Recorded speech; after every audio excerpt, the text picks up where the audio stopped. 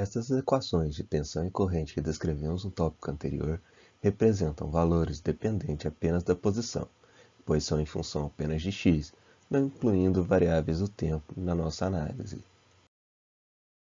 Para avaliarmos os valores de tensão e corrente variando em função do tempo em um determinado ponto da linha de transmissão, é necessário que multiplicamos os valores de tensão e corrente pela raiz de 2 e acrescentemos a exponencial de jωt. Assim, obtemos v de xt é igual a raiz de 2 v de x e elevado a jωt e I de xt é igual a raiz de 2 I de x e elevado a jωt. Aqui no caso, ômega corresponde a 2πf, em que f é a frequência do sinal que estamos injetando na linha de transmissão. Assim, a equação corresponde a tensão e corrente podem ser representadas dessa forma, em que foi apenas adicionado raiz de 2 e a função do tempo.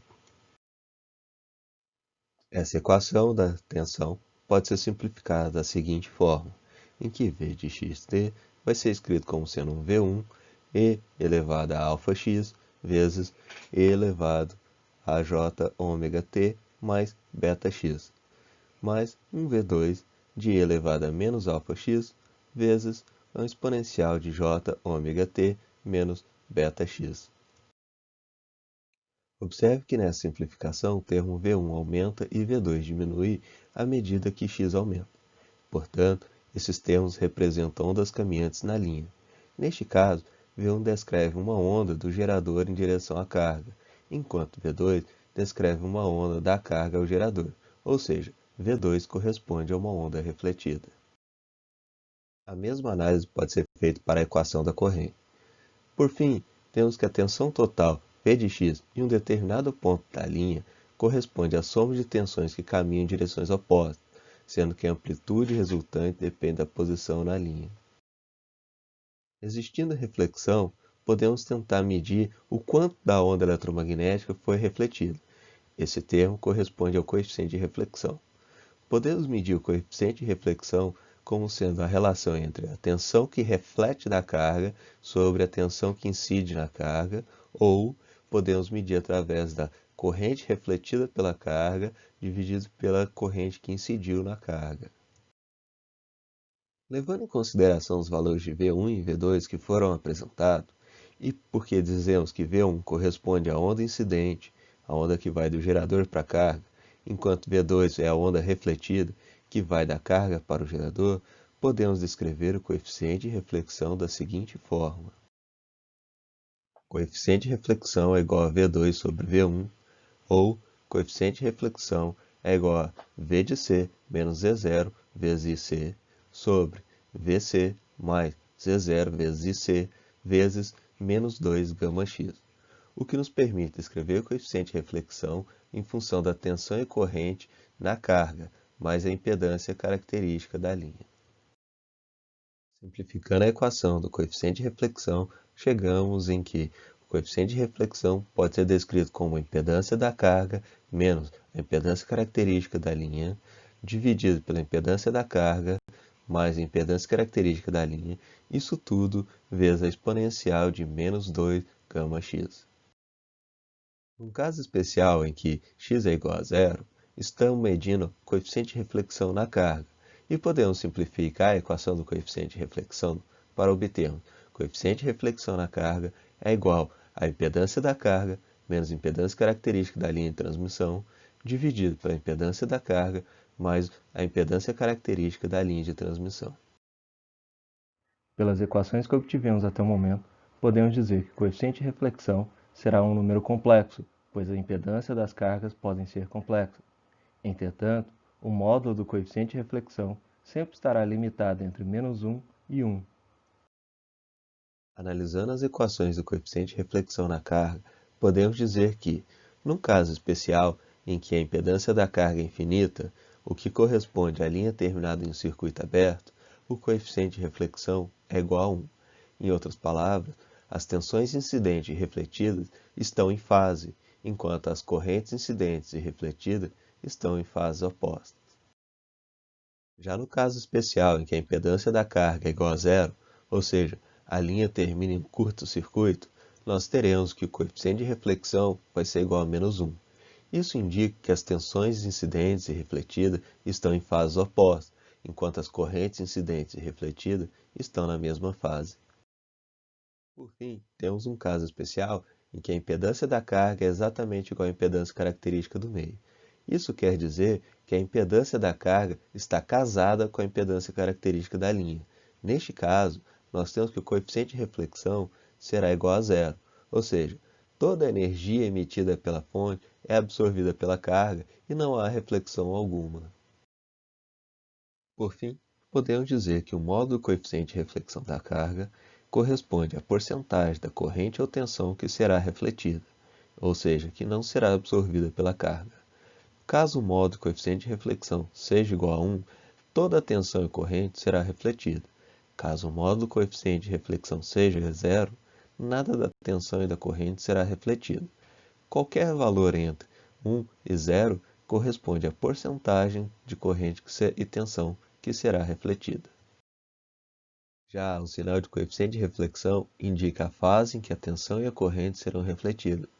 Se ele for positivo, a tensão irá refletir na mesma fase em que incidiu, enquanto a corrente será refletida em fase oposta. Caso o coeficiente de reflexão da carga seja negativo, a tensão será refletida em fase oposta em que incidiu, já a corrente será refletida na mesma fase. A impedância na linha de transmissão pode ser descrita pela razão entre a tensão e a corrente ao longo da linha de transmissão. Se usarmos aqui os coeficientes de reflexão na carga, podemos simplificar essa equação em que ela ficaria então da forma: a impedância ao longo da linha de transmissão é igual à impedância característica da linha de transmissão vezes a parêntese exponencial de γx mais coeficiente de reflexão na carga exponencial de menos γx dividido por exponencial de γx menos coeficiente de reflexão da carga exponencial de menos γx.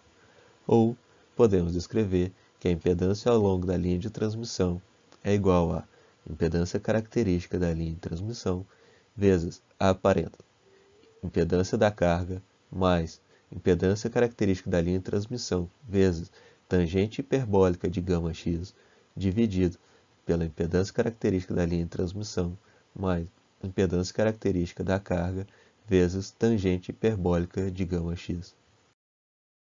De acordo com as equações apresentadas aqui, no caso em que a impedância da carga seja exatamente igual à impedância característica da linha de transmissão, a impedância ao longo da linha de transmissão se torna uma constante, cujo valor é exatamente igual à impedância característica da linha de transmissão. Podemos definir a velocidade de fase como sendo a velocidade em que um observador deverá deslocar para ver a onda se deslocando sempre com a mesma fase.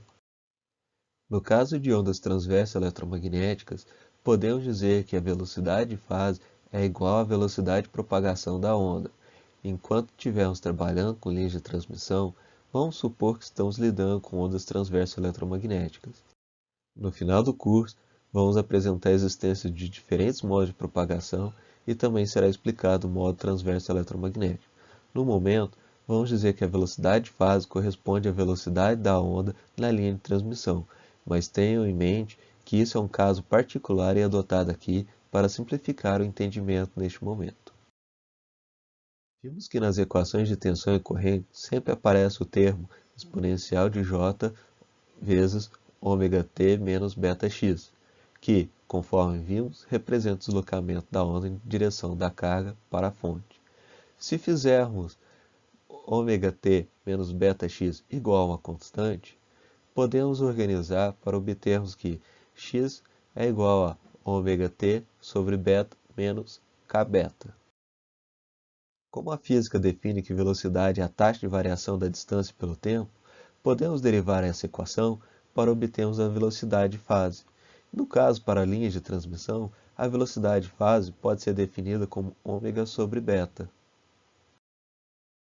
Outra medida importante para nós aqui é o comprimento de onda na linha de transmissão. O comprimento de uma onda senoidal é a distância entre dois pontos homólogos sucessivos, ou seja, a distância entre dois pontos de máximo dou 2 pontos de mínimo, ou 2 pontos em que ela é igual a zero, desde que esses pontos de zero que nós peguemos sejam ambos ou de subida ou ambos de descida. Ou podemos medir em qualquer ponto, desde que a variação de fase entre esses pontos seja exatamente igual a 2π. Para uma linha de transmissão, podemos escrever que βx é igual a φ. No caso em que x é igual ao comprimento de onda na linha, nós chegamos à conclusão que φ deve ser igual a 2π. Substituindo nessa equação as condições que foram dadas anteriormente, temos então que β vezes o comprimento de onda na linha deve ser igual a 2π. Ou seja, em outras palavras, numa linha de transmissão, β corresponde a 2π sobre o comprimento de onda na linha. Como definimos que a velocidade de fase pode ser dada como ω sobre β e que β pode ser descrito como 2π sobre λL, nós temos então que a velocidade de fase pode ser descrita apenas pela frequência do sinal na linha de transmissão vezes o comprimento de onda na linha de transmissão. Foi demonstrado até agora que, quando se eleva uma tensão numa linha de transmissão, essa tensão se propaga pela linha de transmissão como uma onda eletromagnética, saindo do gerador e indo em direção à carga. A animação apresenta o movimento dessa onda na linha de transmissão.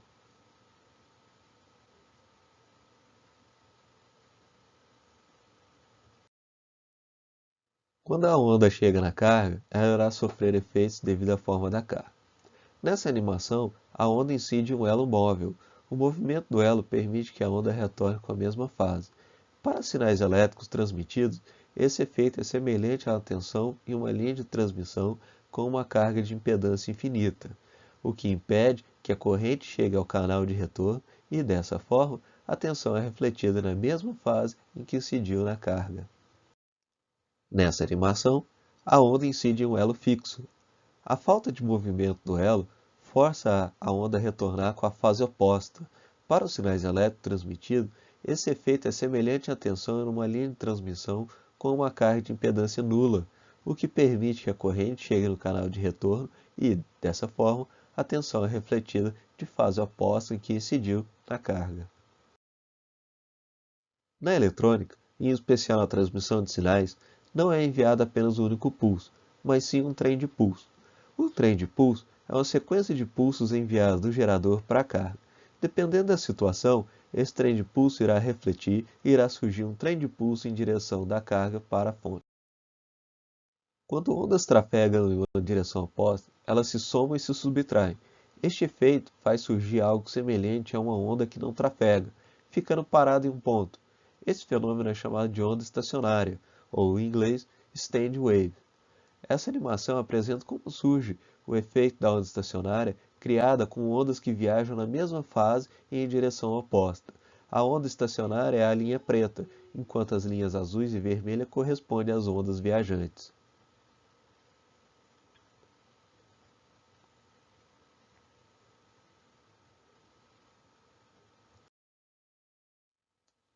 Mesmo que as ondas viajem em fase oposta, ainda irá surgir uma onda estacionária, como demonstrado nessa animação. Nessa animação, a onda azul viaja em fase oposta à onda vermelha, e mesmo assim gera uma onda estacionária na linha preta.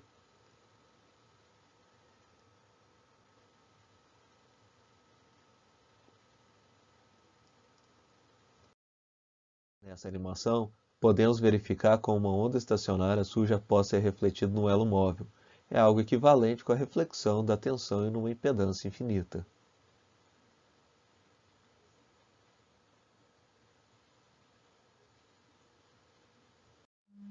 Já essa animação demonstra a geração de uma onda estacionária ao ser refletida no elo fixo, equivalente à reflexão de tensão numa impedância nula.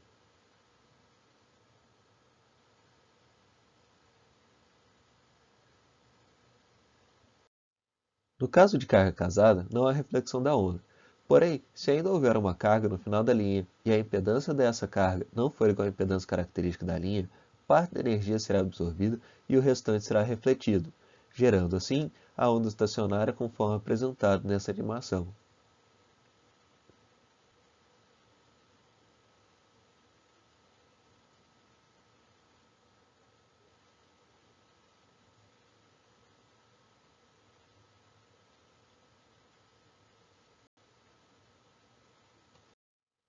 para melhorar a visualização da onda estacionária nessa animação, ela foi desenhada com uma linha pontilhada.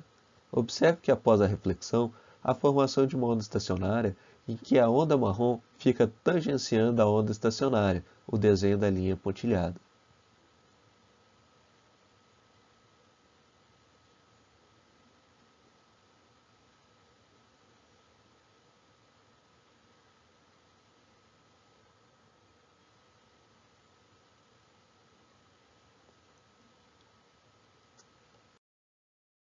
Sobre ondas estacionárias que vimos até o momento, podemos dizer que impedância da carga igual à impedância característica da linha corresponde a uma linha casada.